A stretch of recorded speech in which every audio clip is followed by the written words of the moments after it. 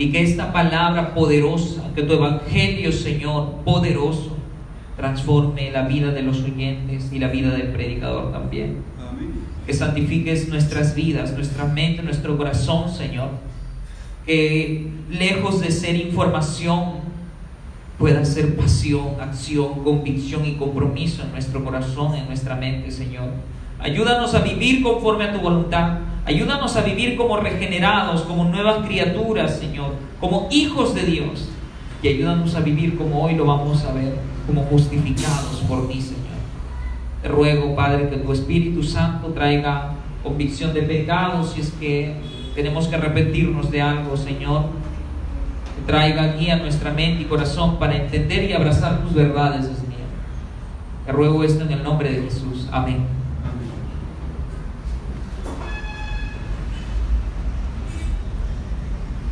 El mundo y la sociedad claman por justicia, ¿verdad? A nadie le gusta que un crimen quede impune, como decimos, o que de pronto los jueces abandonen ese caso criminal, o que la ley no se respete. A todos nos incomoda. Por ejemplo, regularmente nos escandalizamos cuando vemos que en nuestro país o en otros países, en las noticias, nos enteramos de casos de injusticia, ¿verdad? Si alguien te roba, te daña, te lastima o lastima a alguien que quieres, tú quieres que esa persona o el criminal pague por su delito, ¿verdad? Es lo normal, es común. Pero ¿qué pasa cuando ponemos esto en la siguiente perspectiva? Nosotros queremos que los criminales, los que atentan contra la ley de nuestro país y contra nuestros derechos, obviamente, sean castigados por la ley. Pero ¿qué pasa con los delitos que nosotros cometemos contra Dios y delante de Él? ¿Qué pasa con esta transgresión a su santa y perfecta ley de parte de nosotros?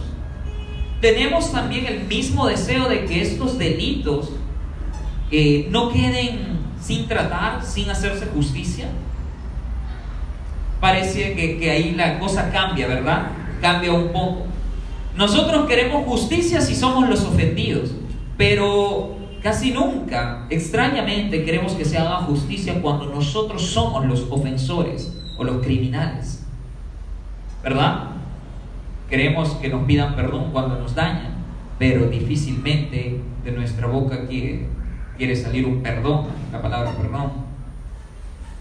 Ahora, el deseo de nosotros por que se haga justicia con nuestro caso o en el mundo, ¿qué es sino una prueba de que realmente nuestro Creador es quien define la justicia? Porque Él es justo. La palabra de Dios dice que no hay justo como Dios. Es uno de sus atributos o de sus perfecciones, como puedas llamarlo. Si Dios no fuera justo, fuera injusto, Dios no sería digno de ser alabado.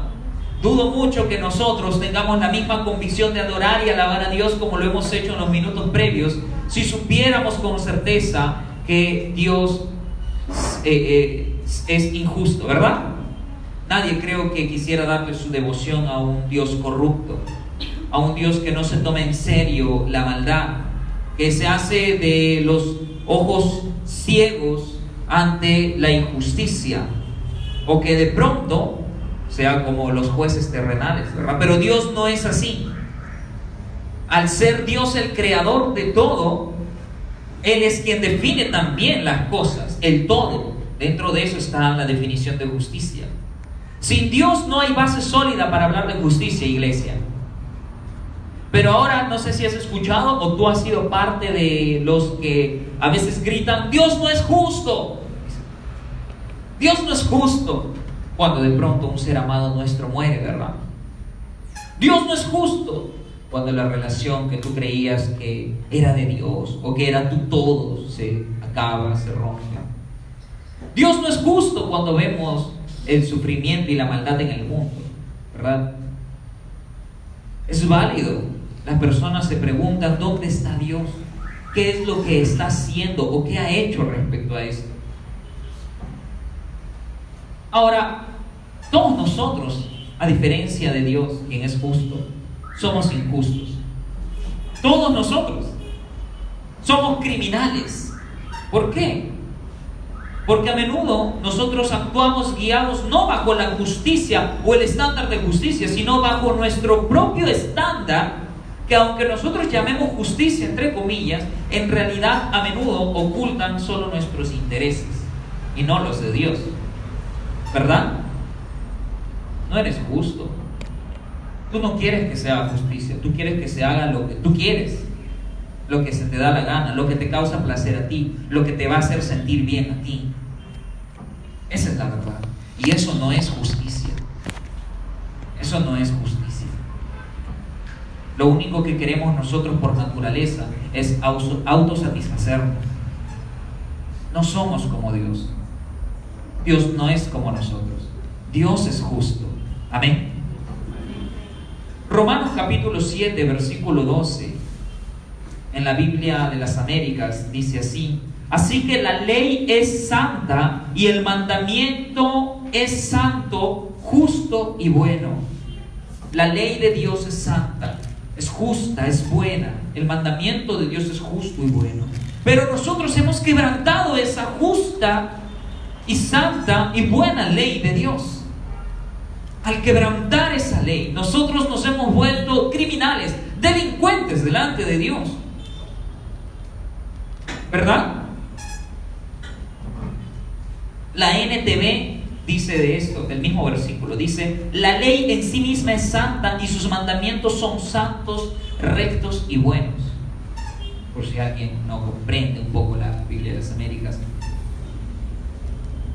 Todos nosotros, al quebrantar en más de una ocasión la ley de Dios, hemos actuado con injusticia porque no nos hemos sometido a esta buena ley, a esta justa norma de la voluntad de Dios. No nos hemos querido someter a la rectitud de Dios. Si es que de pronto nuestra vida natural fuese resumida en una palabra, probablemente rebeldía sería una palabra adecuada. Transgresor, ¿verdad? Enemigo de Dios y tantas otras acepciones que la Biblia usa con mucha dureza, pero con sinceridad. Es así como estamos delante de Dios. Naturalmente el ser humano no quiere someterse a Dios. Dios es el autor y creador de todo cuanto existe, excepto del mal, claro está. ¿Y quién tendría entonces más potestad que Él para definir lo que es bueno y malo? ¿Quién, sino solo Dios? Romanos capítulo 3, versículo 10 al 12. Abre tu Biblia, por favor. Romanos capítulo 3, versículo 10 al 12. Imagino que ya sabes qué versículo es. Uso a menudo los mismos pasajes para hablar de esto de manera introductoria. Y cada vez que uno lo lee es inevitable no sentirse identificado. Voy a leerlo en la versión NTV, ¿de acuerdo? Pero tu versión también es la adecuada. La NTV dice: no hay ni un solo justo, ni siquiera uno. Nadie realmente es sabio, nadie busca a Dios. Todos se desviaron, todos se volvieron inútiles. No hay ni uno que haga lo bueno, ni uno solo, ni uno solo. Así como la justicia, por si te das cuenta, Pablo está ligando aquí en el primer versículo de Romanos que hemos leído. Pablo conecta la justicia con el cumplimiento de la voluntad de Dios, que es buena, que es recta, que es santa. Aquellos que se someten a esta ley de Dios, pues también se van a conducir de esta manera. Pero aquí en Romanos 3, Pablo dice que la injusticia es el resultado de no someterse a esa voluntad de Dios. Es la ausencia de la búsqueda de Dios.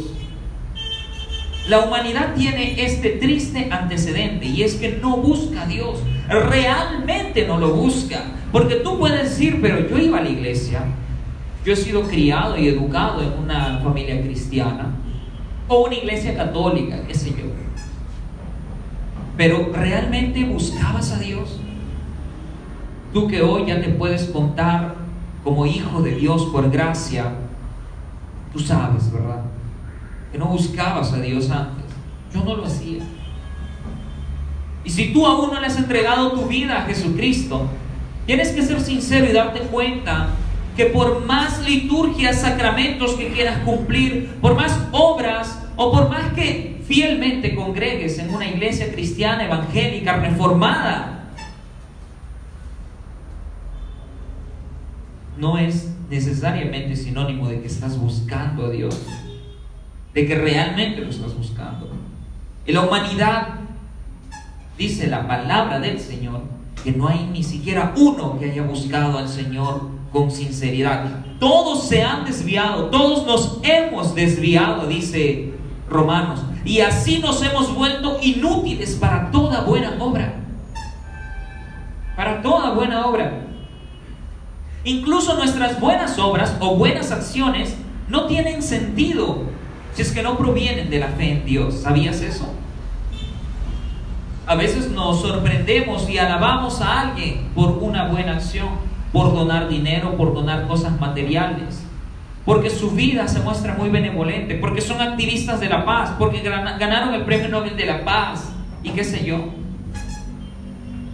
Pero si ellos no tienen como motor y motivo la gloria de Dios, no tienen fe en Dios, o estas buenas acciones o buenas obras no provienen de agradecer o a agradar a Dios, lo único que ocultan probablemente es su propia autosatisfacción, su propio orgullo, su propia vanagloria. Hay algunos que solo les gusta figurar, ¿no? Tómame foto que estoy regalando esto, ¿no? Tómenme foto o grábenme porque voy a hacer aquello. Y algunos de pronto dicen esto: no, yo doy, yo regalo, yo apoyo para sentirme bien. Suena muy bonito, ¿verdad? Pero te das cuenta que en el centro y la motivación para actuar bien es la persona. No, yo me siento muy bien, o esto llena mi vida, ¿no? Hacer activismo, ayudar, hacer chocolatadas en diciembre, apoyar, etcétera, etcétera, etcétera. No. Si todo lo que hacemos tiene como motivación nuestra propia persona, no estamos buscando a Dios, estamos lejos, estamos desviados de Dios. Nos hemos vuelto inútiles. El ser humano sin Dios es inútil. ¿Por qué? Porque no está cumpliendo la utilidad, no está siendo útil para lo que fue creado. Y he hablado de esto en anteriores sermones, pero podremos hablarlo más adelante acerca del propósito por el cual estamos aquí. ¿Por qué Dios nos creó? Básicamente es para glorificarle, para reflejarle, para reflejar su persona, sus atributos al mundo entero, al resto del mundo. ¿No recuerdan que le dijo esto a Adán y a Eva? Fructifíquense, multiplíquense y llenen la tierra, sojúzguenla, ¿no? Y esa fue siempre la intención de Dios, llenar la tierra de su gloria. Somos hechos a imagen y semejanza de Dios. Somos pequeñas imágenes de Dios. Y tuvimos que llenar la tierra de imágenes de Dios. Pero no. Lo único que nuestro corazón o nosotros buscamos es reflejar nuestra propia imagen, nuestra propia persona, recibir gloria, recibir aplausos, reconocimiento, o sentirnos bien, como decimos, ¿no?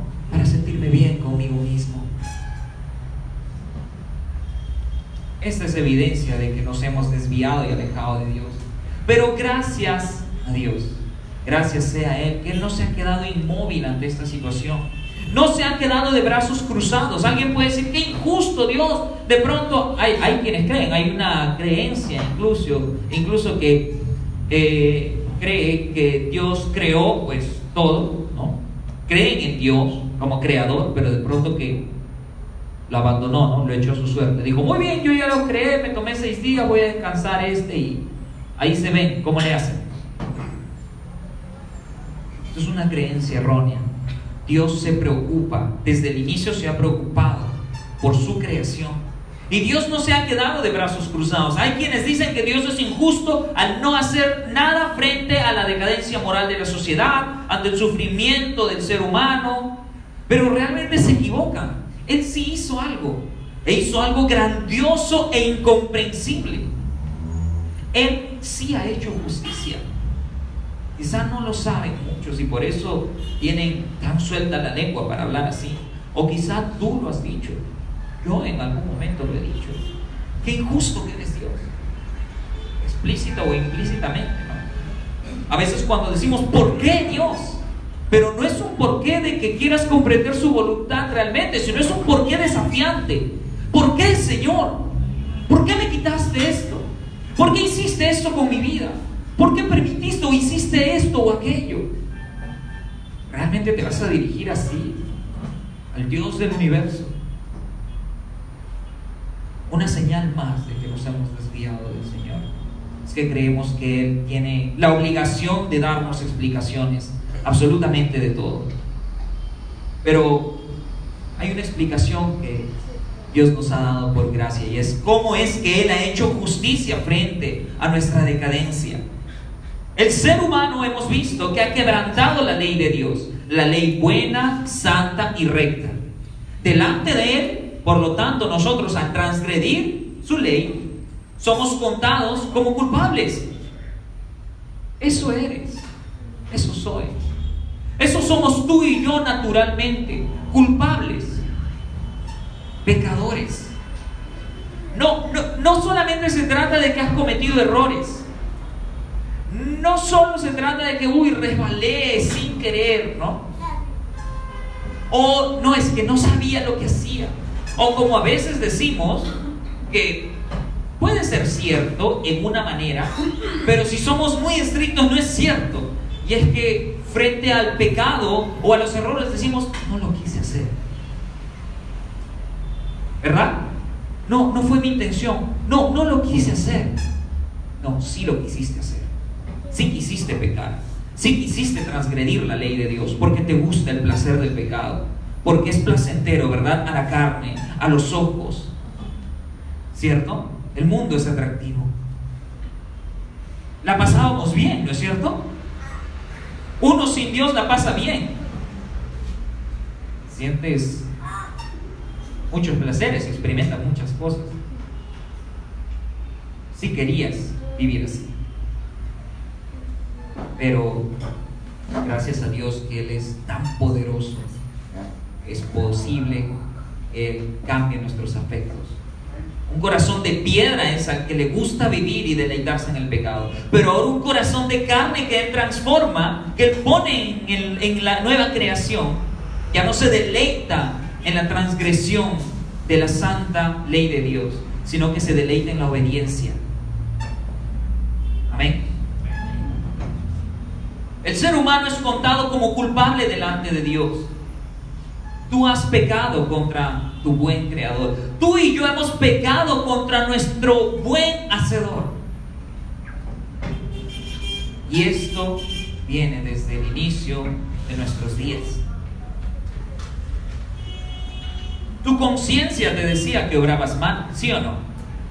Antes de que alguien te hable de Dios, antes de que tú sepas o puedas definir qué es Evangelio, qué es Biblia, qué es Dios, Jesús, Espíritu Santo, tu propia conciencia te hablaba de que no estabas haciendo el bien. Por eso no querías que nadie se entere de tus fechorías, que nadie te viera qué es lo que estabas haciendo a oscuras u oculto. Tú buscabas la oportunidad para disfrutar en secreto de algo, a pesar de que sabías que estaba mal. Esa es tu conciencia, es nuestra conciencia. Y estoy hablando así no para hacerte sentir mal, sino porque la Biblia nos dice que nosotros debemos ser sinceros con nosotros mismos y sinceros delante de Dios frente a nuestra culpabilidad. En Lucas 5:32, Lucas capítulo 5 versículo 32, la Biblia de las Américas dice esto, las palabras del Señor Jesús: no he venido a llamar a justos, sino a pecadores al arrepentimiento. El Señor Jesús no vino por justos, no vino por perfectos, no vino por gente sana, como dice otra versión. Él vino a buscar a los pecadores, a los enfermos, a los perdidos, a los imperfectos. Jesús no cenó con gente perfecta. Lo puedes leer en los evangelios o lo has visto en las películas de Semana Santa. A menudo uso esto con mis compañeros. Justo ayer, cuando invito a la iglesia a unos amigos, y la clásica, seguro te han dicho esto: uy, Sammy, no, si yo voy se cae la iglesia. Uy, no, si yo voy me quemo, ¿no? Y yo siempre acudo a este recurso. Claro que le digo que la palabra de Dios dice, pero también, como a veces ellos no leen la Biblia, yo le digo: y seguro lo has visto en Semana Santa, en estas películas, le digo, por cultura general, si has visto estas películas, tú te das cuenta que el Señor Jesús no anduvo con gente perfecta. Él anduvo con personas como tú y como yo. Y como tú y como yo tenemos que reconocer nuestra culpa delante de Dios. Son los que reconocen su desastre espiritual, su ruina espiritual, su pobreza moral. Son aquellos que reconocen y dicen: sí, no puedo, sí, soy un fracaso, sí, lo he arruinado todo. Son aquellos quienes están más cerca del reino de los cielos que aquellos que dicen: yo, no, yo jamás. O que se adjudican una cierta reputación. Ese tipo de personas son por las que Jesús no vino. Lo dice: no he venido a llamar a justos. ¿Ah, tú te crees justo? No, de pronto tú eres perfecto, la señorita, ok, todo en regla, muy bien, ya. Por ti, no te preocupes, que por ti he venido. O como ese meme de Saitama, ¿no? ¿He venido acaso por los justos como tú? No, ¿verdad? No, yo he venido por los enfermos, por los pecadores, por los perdidos, dice el Señor Jesús. Personas que evidentemente eran culpables de muchas cosas. El Señor Jesús estuvo rodeado de prostitutas, de ladrones, de corruptos, etc. Si tú, hermano, hermana, amigo, amiga, si tú hoy crees que tienes algo de justicia en ti, estás totalmente equivocado. Aquellos que reconocen su culpa y les duele esa culpa son aquellos que están más cerca del reino de los cielos que aquellos que se jactan de sus buenas obras. Y recordamos esto con la siguiente parábola. Busca en el mismo Lucas capítulo 18. El Evangelio de Lucas capítulo 18.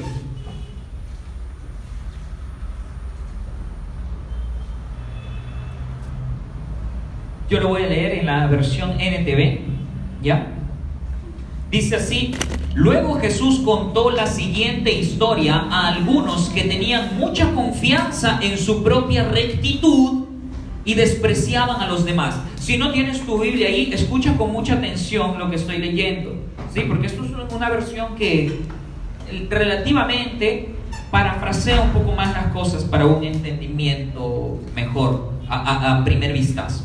¿Ya? Luego Jesús contó la siguiente historia a algunos que tenían mucha confianza en su propia rectitud y despreciaban a los demás. Dos hombres fueron al templo a orar. Este es Jesús hablando. Uno era fariseo.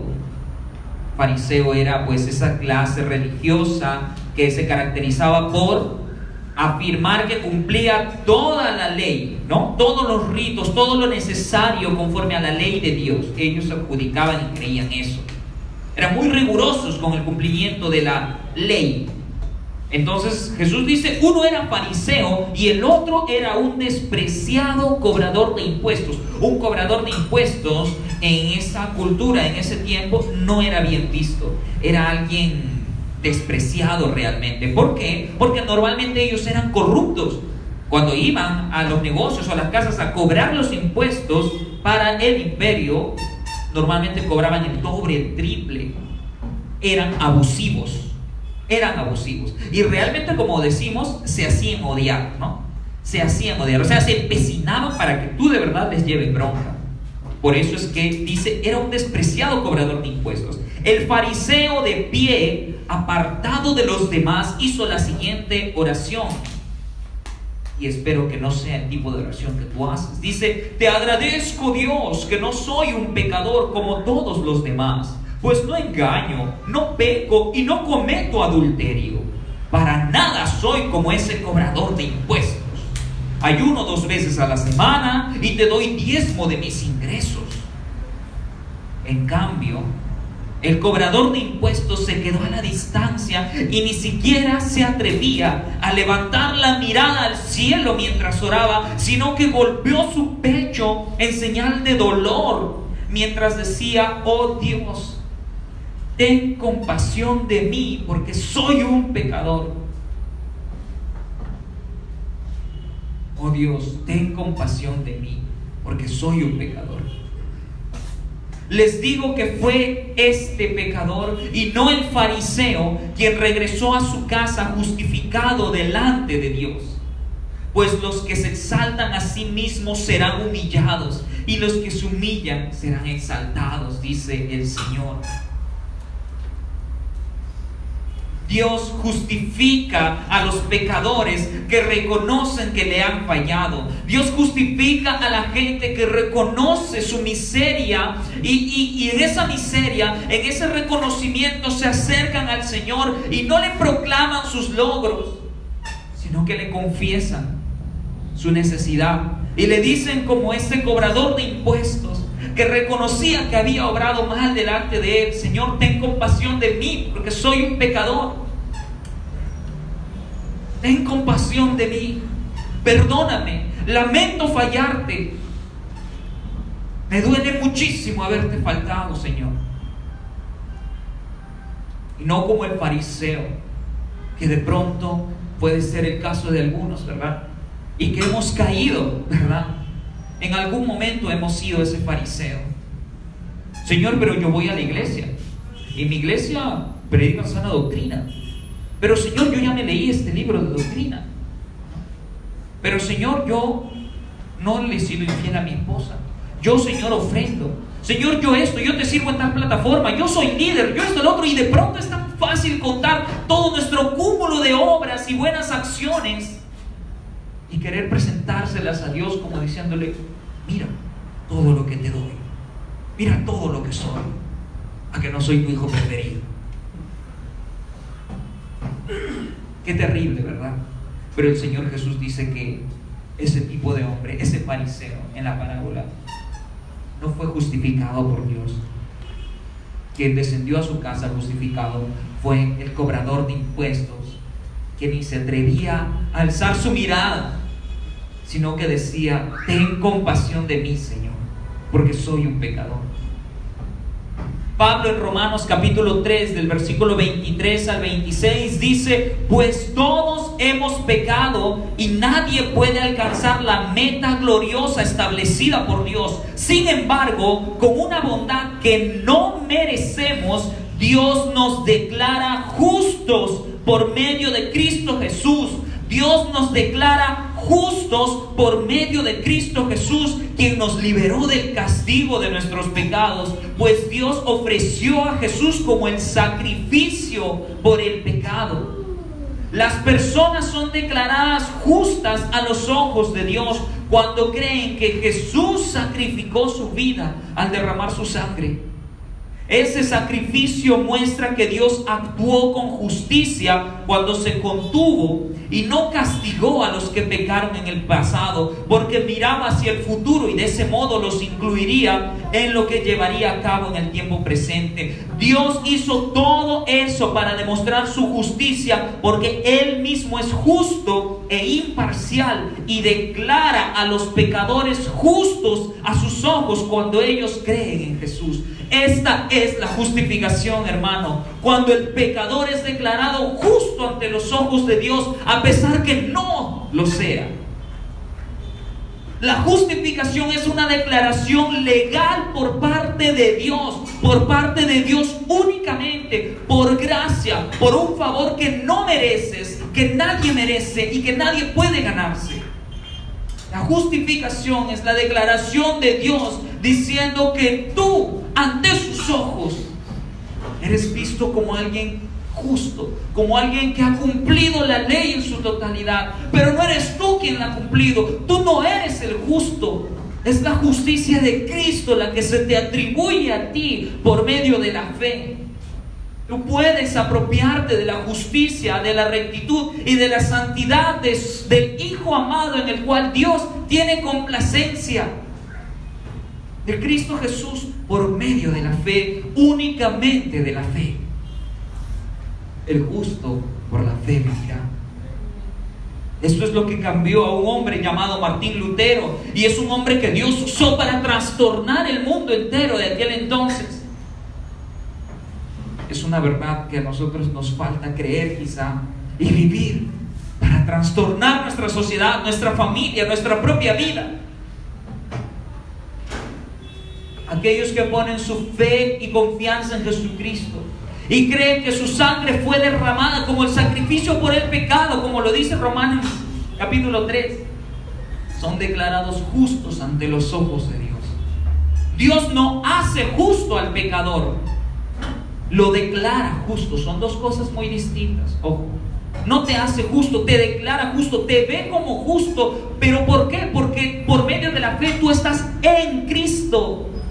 Una expresión muy usada por Pablo en sus cartas y en su teología. En Cristo, en Él estás resguardado, salvado y protegido. Es su rectitud, es su imagen, es su santidad la que ahora Dios ve en su Hijo, en su regenerado, en aquellos que han puesto su fe en Cristo. Es por eso que oramos en el nombre de Jesús. Es por eso que cuando tú oras por la comida o por cualquier cosa, normalmente terminamos y decimos en el nombre de Jesús. ¿En qué otro nombre podríamos acercarnos al Padre? ¿En qué otro nombre? ¿Bajo qué otra recomendación? ¿A nombre de quién más podríamos acercarnos al Dios justo y santo, que aborrece la maldad, que no tiene comunión con la iniquidad? ¿Por medio de quién más sino por medio de su Hijo Jesucristo? Dios hecho hombre. Alguien dijo alguna vez que, porque a veces tenemos esta expresión, ¿no? ¿Por qué le ocurren cosas malas a la gente buena? ¿Por qué le ocurren cosas injustas a la gente justa? Pero alguien respondió una vez que solamente una vez en la historia de la humanidad le ocurrió algo injusto a una persona justa. Y eso pasó en la cruz. Solamente allí le pasó a Jesús. Porque Él vino a mostrarnos el modelo de la humanidad. Él vino a ser el hombre, el representante de la humanidad. Él vino a representar la imagen de alguien que vive sometido a la voluntad de Dios. Él es el único hombre justo, el único ser humano que se ha podido someter a la voluntad buena, recta, perfecta y agradable de Dios. Pero aún así, como un cordero cuando es llevado al matadero, mudo, fue llevado a ser asesinado. Asesinado por su propio pueblo, por los suyos, por los que vino a rescatar, por las personas que debieron recibirles. Recibió rechazo. Y no solo fueron ellos, porque a veces podemos pensar en las personas literalmente que lo hicieron, y claro que sí, es un registro histórico. Pero nosotros de alguna manera, con nuestros pecados, también hemos golpeado esos clavos que han atravesado sus extremidades. Nosotros también le hemos escupido y nos hemos burlado de Él cuando vivimos negando su presencia. Tú y yo, culpables delante de Él. Y Dios quiso que así fuera, porque era la única manera. Era la única manera. Alguien tenía que recibir ese castigo justo de parte de Dios. Alguien tenía que ser sometido a la pena justa del juez justo del universo. La ira de Dios estaba contenida para los transgresores, pero esa ira fue derramada sobre aquel que guardó su palabra hasta la última jota, hasta la última tilde, hasta la última palabra. Alguien eterno era necesario que reciba esa copa mortal y la beba hasta la última gota. pues un simple ser humano no podría haber soportado ni haber salvado a nadie de esa ira. Así que fue Dios mismo quien se castigó a sí mismo por amor,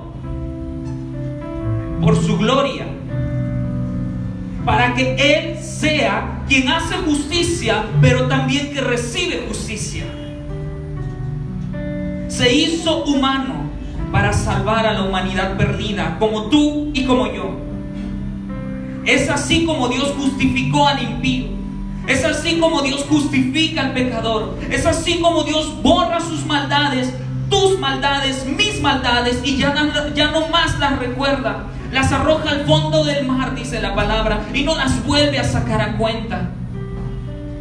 Aleja al pecador de sus maldades y transgresiones, como tan lejos